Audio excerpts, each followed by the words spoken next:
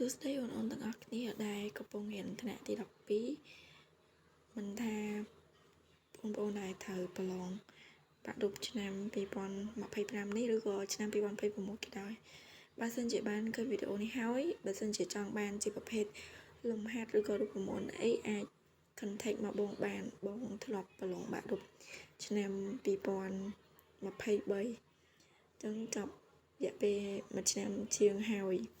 អញ្ចឹងបើសិនជាចង់បានជាពេលលំហាត់អីអាច contact មកបងបានតាម TikTok នឹងសិនក៏បានហើយចាំបងឲ្យ contact Telegram របស់បងអញ្ចឹងបងមានជាប្រភេទ